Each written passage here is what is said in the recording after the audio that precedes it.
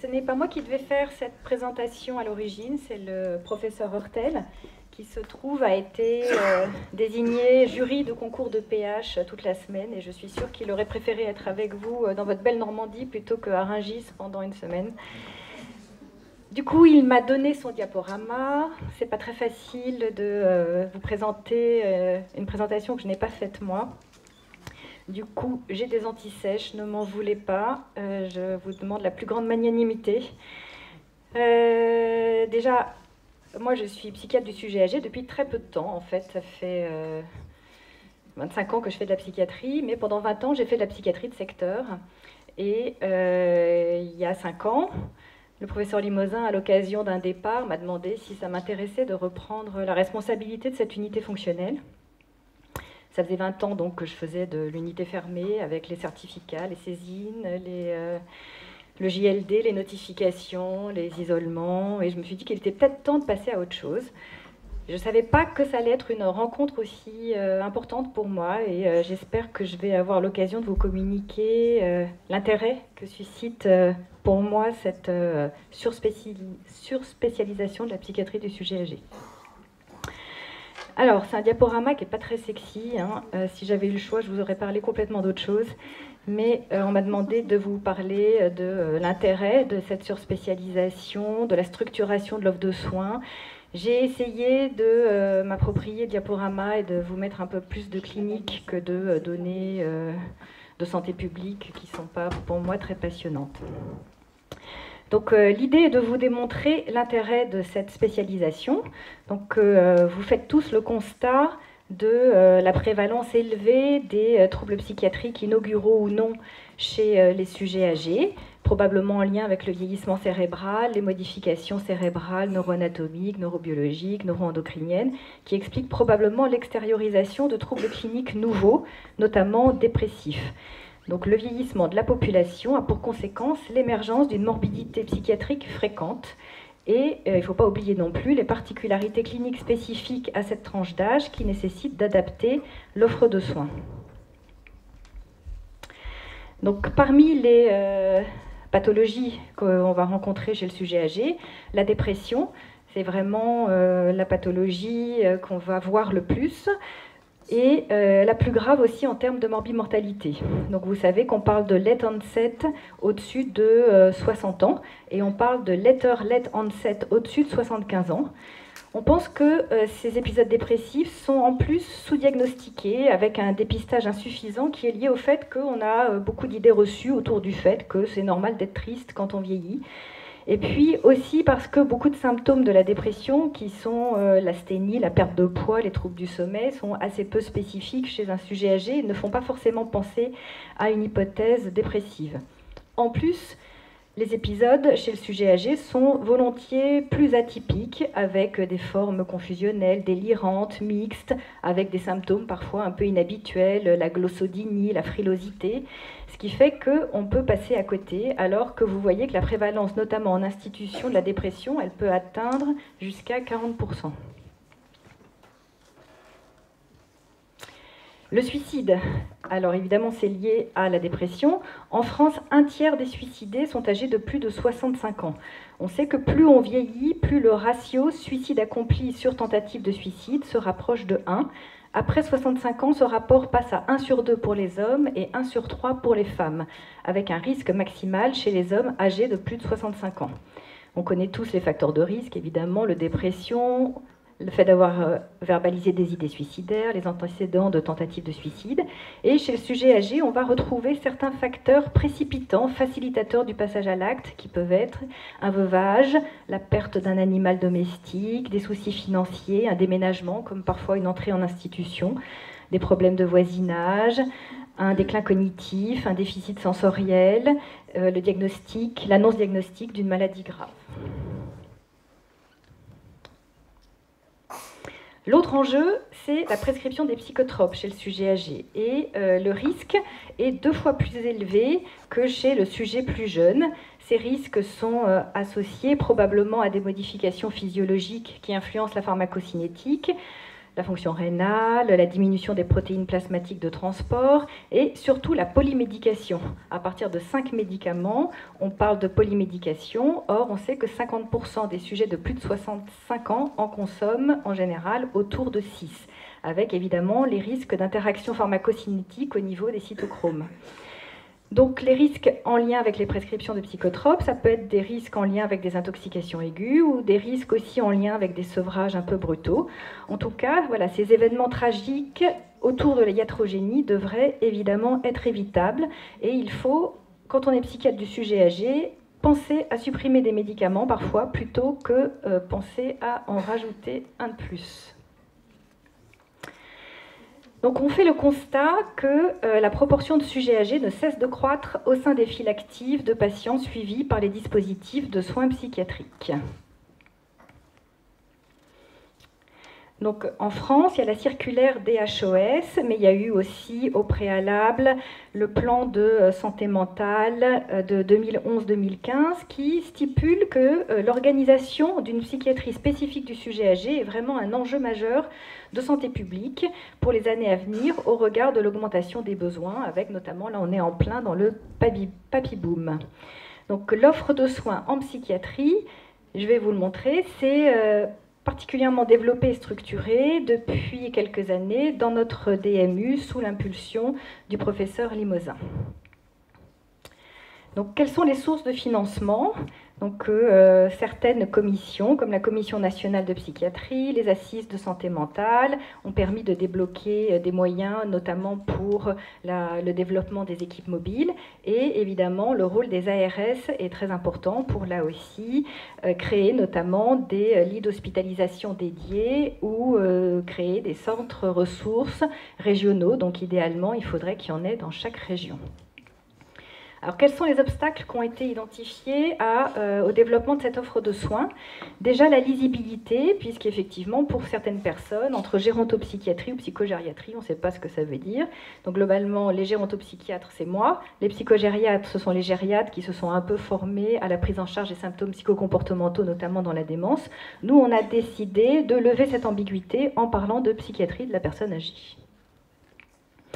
Il fallait définir un âge seuil. Alors pour la gériatrie, c'est 75 ans, mais nous, au regard de l'espérance de vie réduite de nos patients, surtout nos patients psychotiques, on a décidé de mettre cet âge seuil à 65 ans. L'autre obstacle, c'est que à partir du moment où on a identifié des besoins croissants, il faut former les médecins et aussi les infirmiers, les soignants en général, pour savoir prendre en charge ces spécificités. Et donc, le professeur Limousin a créé un diplôme universitaire de psychiatrie du sujet âgé depuis 10 ans, qui marche très bien avec des personnes qui viennent un petit peu de partout en France, et qui est ouvert à différents types de professionnels, donc médecins, mais aussi psychologues, neuropsychologues, infirmiers, gériatres, médecins généralistes. Donc, je vous incite, pour ceux qui seraient intéressés, à ne pas hésiter à vous inscrire. Les autres obstacles, ce sont les filtres d'accès aux soins. Donc on sait que les sujets âgés, ils sont parfois peu mobiles, plus réfractaires à la psychiatrie que les sujets jeunes. Et du coup, il va falloir parfois aller au-devant des patients, d'où l'enjeu, encore une fois, du développement des équipes mobiles, mais aussi créer toutes les filières de soins qui vont avec la prise en charge de ces sujets-là, donc avec les structures d'amont, se faire connaître des gériatres, des médecins généralistes, des SAU, des espaces seniors des mairies, des EHPAD, et puis des filières d'aval, avec l'organisation de consultations de suivi, éventuellement de soins de suite psychiatriques, il y en a très peu et c'est dommage, ou du SLD psychiatrique, et là aussi, il n'y en a quasiment pas, en région parisienne, il n'y en a qu'un. L'offre de soins, en plus, elle est très hétérogène en fonction des régions, en densité et en structuration, ce qui fait que malheureusement les sujets âgés vont souvent arriver assez tardivement aux soins, avec des situations parfois catastrophiques d'épuisement des aidants, de fatigue compassionnelle, et dont on sait que cela favorise malheureusement souvent des entrées précoces en institution. et l'arrivée souvent dans des situations de crise dans les services d'urgence. L'enjeu des intrications somatiques est majeur, évidemment, en psychiatrie du sujet âgé, et ça nécessite des compétences croisées, et pour nous, psychiatres, de l'adulte, quel que soit notre site d'intervention, que ce soit aux urgences, que ce soit en unité d'hospitalisation, il va falloir être très vigilant par rapport au syndrome confusionnel, parce que malheureusement, souvent des patients confus arrivent dans nos unités, et vous le savez, la confusion c'est une urgence médicale, la confusion c'est potentiellement mortel, le traitement de la confusion c'est la cause, et il faut vraiment bien analyser si le patient n'est pas très interrogeable, ses proches, que ce soit la famille, les soignants. Il faut parfois avoir des échanges un peu rugueux avec les somaticiens aux urgences pour résister à une orientation un peu trop rapide dans les secteurs de psychiatrie.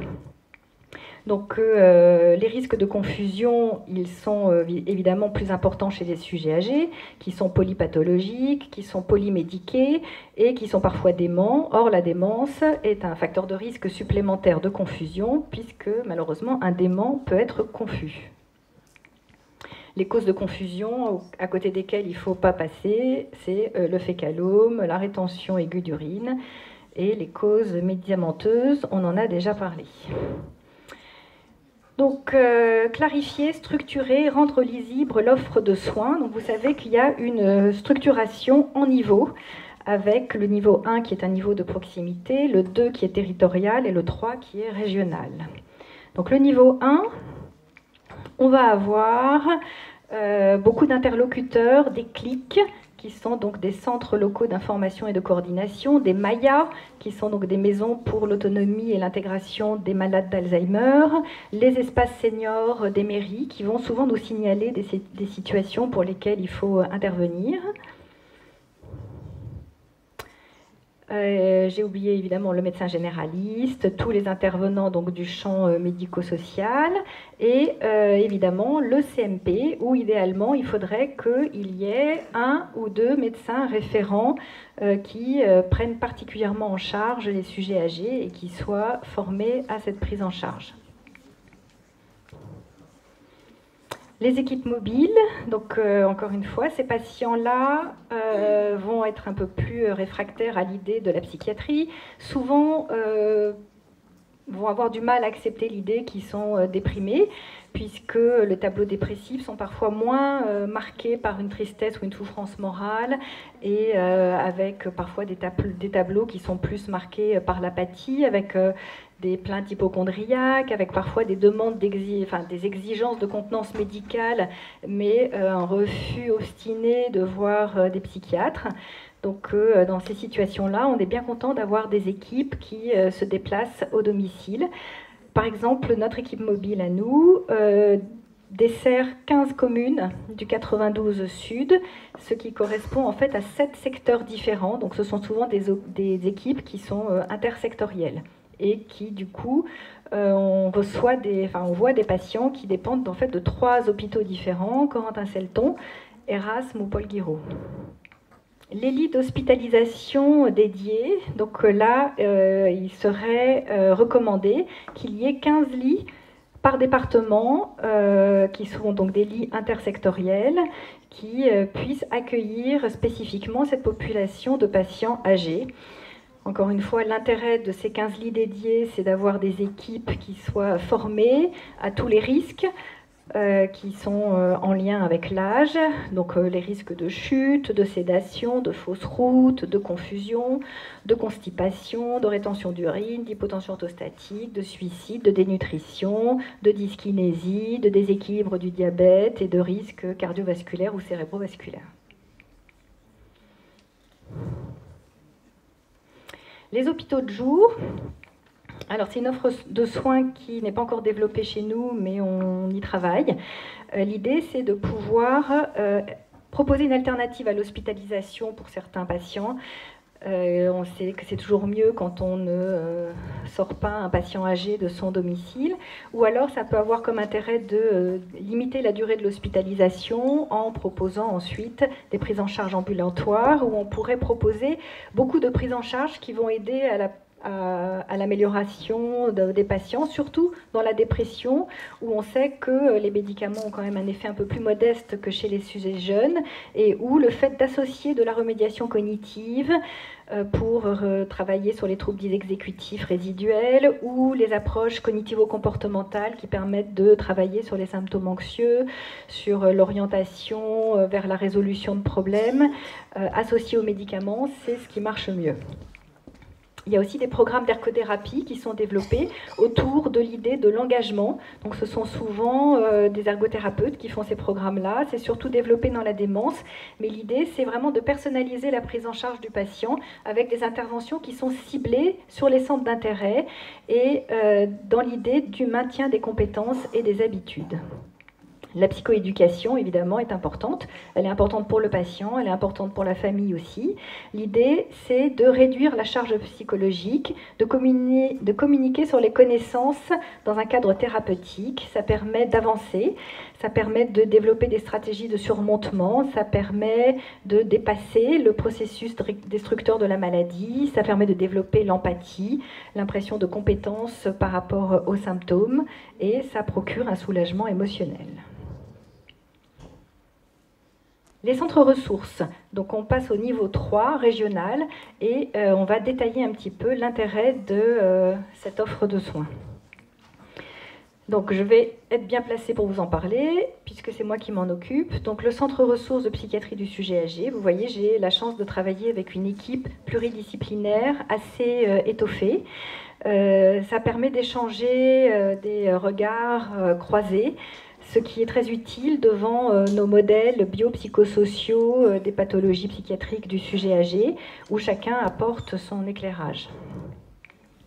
Donc l'émission d'un centre ressources, ça va être d'être une ressource déjà, ça veut dire de pouvoir donner des informations. On est très souvent interpellé par téléphone, par des services d'urgence, par des médecins dans des EHPAD ou des médecins généralistes qui ont besoin de connaître quels sont éventuellement les services de psychiatrie qui accueillent des sujets âgés, quels sont les services de gériatrie qui ont un psychiatre de liaison, d'élaborer des annuaires, des équipes mobiles, des annuaires de psychiatres qui s'occupent de sujets âgés, d'orthophonistes qui acceptent de prendre des sujets âgés, de thérapeutes cognitivo-comportementales qui acceptent dans leur patientèle des sujets âgés.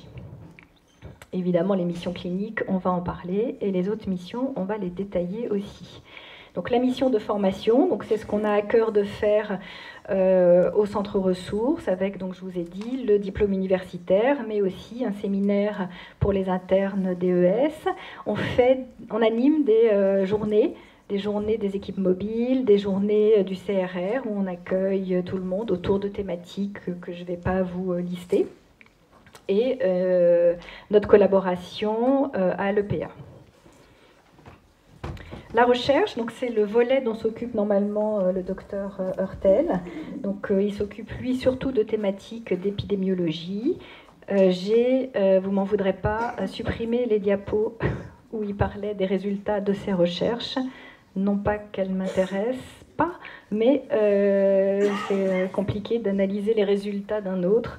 Donc voilà, on a constitué une cohorte de patients schizophrènes âgés. C'était un PSA national. Peut-être qu'un certain nombre d'entre vous ont participé, et c'était assez pénible, au recrutement des patients. Je crois que c'était sur 3 ans. Oh non, c'était pas pénible. Très bien. Moi, j'ai trouvé que c'était un peu pénible. Moi, je pense que ceux qui créent les protocoles devraient faire les inclusions. Ce serait peut-être moins pénible. Donc voilà, les résultats, moi je trouve qu'on a un peu enfoncé une porte ouverte, puisqu'on a mis en évidence qu'il y avait une morbimortalité chez les patients schizophrènes âgés. Mais cela dit, c'est toujours bien de nous rappeler qu'on est responsable des effets indésirables de nos médicaments et que c'est notre rôle de s'occuper d'orienter nos patients qui ont des syndromes métaboliques, puisque c'est quand même la principale risque de mortalité. Nous élaborons aussi des recommandations de bonnes pratiques. On a décidé de créer nos propres algorithmes médicamenteux. Donc, vous savez qu'en matière de sujets âgés, on dispose de données plus restreintes, qu'il faut être encore plus prudent dans l'interprétation des résultats parce que des différences qui paraissent statistiquement significatives ne sont pas forcément cliniquement très significatives. On va être avec des patients qui ont une réponse particulièrement hétérogène, avec des patients qui vont tout à fait répondre à un médicament et d'autres pas du tout, ce qui donne une moyenne qui est éventuellement sensible, mais sans que ce soit forcément le cas pour tous les patients. Donc l'idée, si vous voulez, c'est qu'il faut vraiment raisonner en termes de balance bénéfice-risque chez les sujets âgés et avoir en tête que nos prescriptions doivent donner lieu à des discussions critiques chez des patients qui sont particulièrement à risque d'effets indésirables, chez des patients qui sont très comorbides, hypertendus, qui ont des antécédents d'AVC, de diabète, de pathologie cardiaque, de troubles respiratoires, etc. Et il faut une approche vraiment centrée sur le primum non nocere, et encore plus dans le champ de la démence et des symptômes psychocomportementaux. De la même manière que dans la dépression, on voit émerger des hypothèses autres que les hypothèses monoaminergiques habituelles chez le sujet plus jeune, comme par exemple les dépressions vasculaires, comme par exemple les hypothèses inflammatoires ou amyloïdes. Et ben dans les manies, un patient qui est indemne d'un diagnostic de bipolarité sur sa vie entière et qui fait un épisode maniaque qui survient sur le tard, il faut vraiment penser qu'on est probablement dans le cadre d'une manie secondaire et bien penser à essayer de trouver une cause à ce tableau d'excitation inhabituel. J'en ai listé quelques-uns et j'insiste beaucoup sur l'hypothèse iatrogène avec les manies pharmaco-induites, que ce soit par les corticostéroïdes, mais les benzodiazépines, les somnifères sont aussi très pourvoyeurs de manies chez le sujet âgé, les traitements dopaminergiques, etc. Donc, je ne vais pas du tout vous détailler les algorithmes, c'est juste pour vous montrer comment on a raisonné. On a décidé, évidemment, d'établir ces algorithmes en les basant sur l'evidence-based medicine, mais aussi sur l'expérience clinique des professionnels, mais avec quand même l'idée d'être dans une recherche de preuves scientifiques. Donc, vous savez que pour ce qui est de la preuve scientifique, on élabore des classements par catégorie de preuves. Preuve A, preuve solide basée, jusqu'à la preuve F, absence de preuve, ou par degré de recommandation, 1, 2, 3, 4, 5. Et ben, en psychiatrie du sujet âgé, on se rend compte qu'on est quand même souvent dans des degrés de recommandation 3, 4, voire 5, c'est-à-dire avec des preuves positives assez limitées et des rapports bénéfice-risque qui sont parfois défavorables. Donc l'idée vraiment, c'est une prescription raisonnée des psychotropes avec évidemment la recherche de preuves scientifiques, c'est-à-dire la recherche de la satisfaction de critères d'efficacité et d'adéquation, mais en sélectionnant des molécules qui, si possible, ont des profils tolérance meilleurs et moins de risques d'interaction médicamenteuse.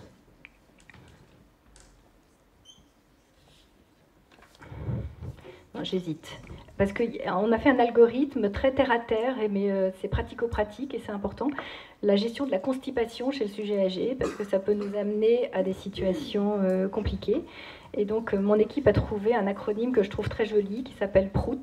C'est la prévention des urgences en rapport avec le transit. Je ne pense pas que le docteur Hurtel vous aurait parlé de ça, mais c'était la minute scato. L'éthique, pardon. L'éthique, c'est ma collègue Cécile Anon qui s'occupe de ce volet-là. Elle est formée à l'éthique. Donc l'idée, c'est vraiment d'avoir une vigilance par rapport au risque de maltraitance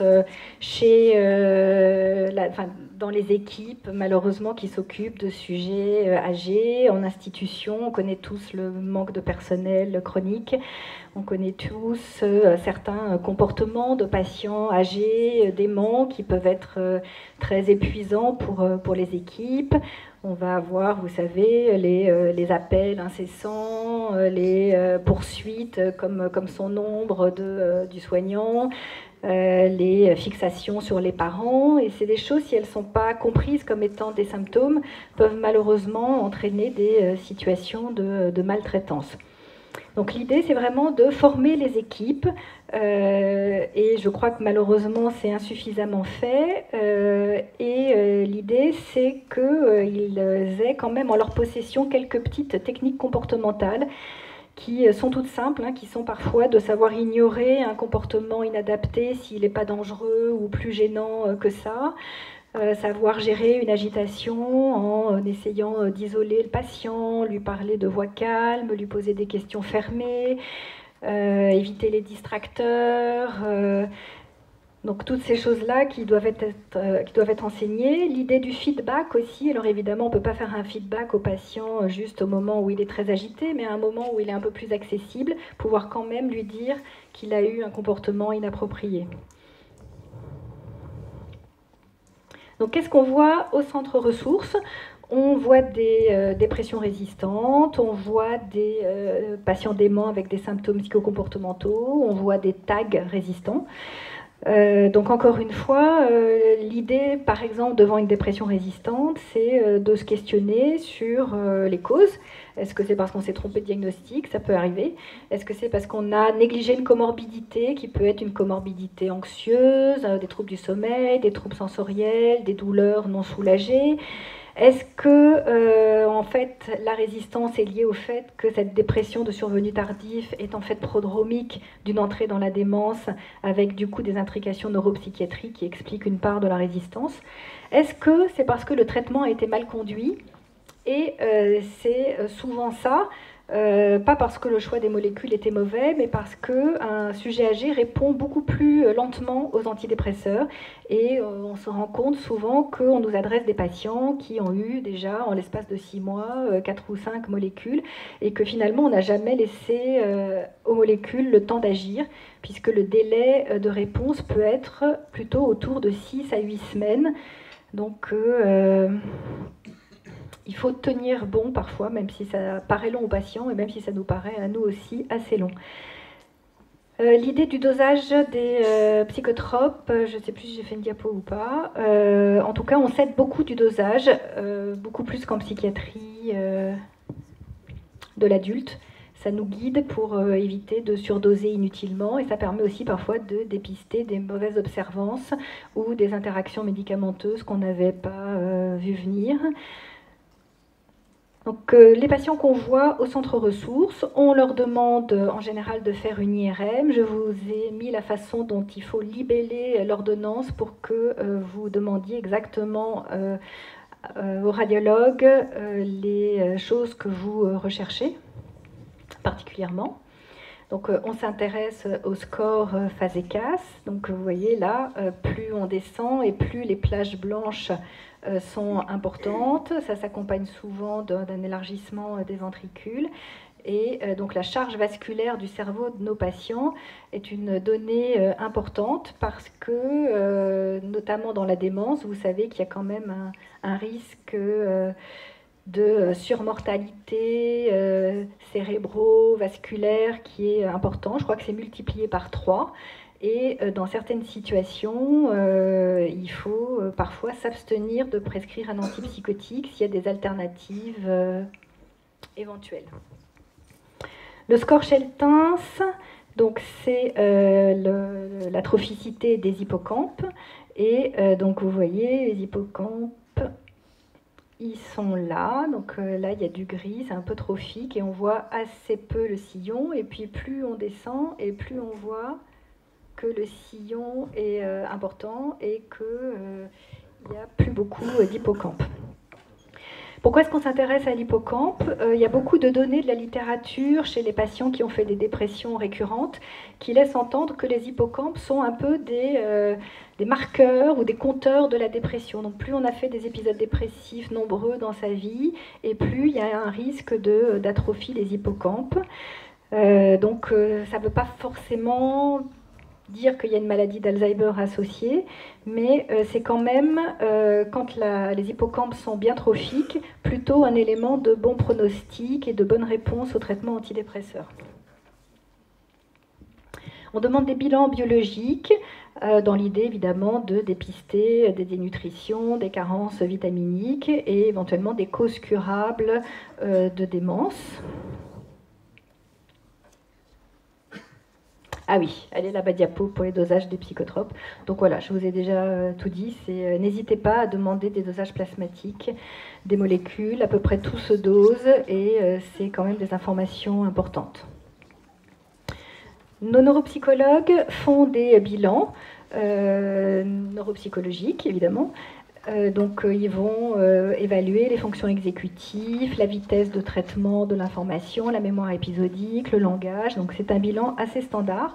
Ce qui est intéressant pour nous, c'est que même quand le patient n'est pas forcément en rémission, puisque c'est souvent des patients très symptomatiques ou très résistants qu'on nous adresse, les neuropsychologues arrivent tout à fait à faire la part des choses entre des profils sous-corticofrontaux qui sont caractéristiques de la dépression et qui sont ce qu'on appelle les syndromes dysexécutifs qu'on retrouve chez nos patients, et des profils hippocampiques qui, là, sont malheureusement de moins bon augure et parfois évocateurs d'une entrée dans la maladie d'Alzheimer qui peut nécessiter éventuellement de faire une ponction lombaire à la recherche des biomarqueurs. Donc encore une fois, j'insiste sur l'intérêt de cette approche pluriprofessionnelle, parce que vous voyez, avec l'aide des neuropsychologues qui nous donnent la vitesse de traitement de l'information, notre neurologue qui analyse nos imageries, on sait que par exemple le meilleur modèle prédictif de la réponse à un antidépresseur, c'est la prise en compte de ces deux termes. Une petite diapo sur la maladie de Parkinson. Vous savez qu'il y a beaucoup de troubles psychiatriques associés à la maladie de Parkinson. Il y a les troubles dépressifs, les troubles anxieux, où là l'enjeu est de faire la part des choses entre des fluctuations non motrices de la maladie de Parkinson qui en fait sont susceptibles de plus répondre à une adaptation du traitement dopaminergique et pas à un traitement antidépresseur. Et puis il y a le grand champ des psychoses parkinsoniennes où, vous savez, on parle d'hallucinations mineures. Les hallucinoses, c'est quand il y a des troubles visuo-perceptifs débutants et que la personne est capable de reconnaître sa perception comme inexacte. Et puis après, on bascule dans les illusions au fur et à mesure que la maladie s'aggrave et que les troubles visio-constructifs ou visio-spatiaux se mettent en place. Et là, il commence à y avoir un petit peu moins d'insight. Globalement, ces illusions du parkinsonisme, qui sont des illusions assez brèves, des perceptions erronées. Ça va être des hallucinations de passage ou des hallucinations de présence. Il va y avoir aussi tout ce qui est impression de taches sur le sol, d'insectes, de murs qui ruissellent ou de murs qui se déforment, qui sont assez caractéristiques de la maladie de Parkinson. Les fameuses pareidolies, qui sont en fait des stimuli visuels qui sont au départ assez vagues et ambigus, qui devient pour le patient distinct et clair, avec l'impression de découvrir une forme familière. C'est évidemment l'image du haut. Plus la maladie s'aggrave, plus les syndromes productifs s'aggravent, avec parfois des hallucinations plus complexes, et puis avec des syndromes délirants, où on retrouve notamment les thématiques de Capgras, qui sont des délires d'hypofamiliarité avec les sosies, ou les délires de Frégoly avec l'hyperfamiliarité et l'idée qu'il y a un imposteur qui remplace tout le monde. Merci. Bon, merci.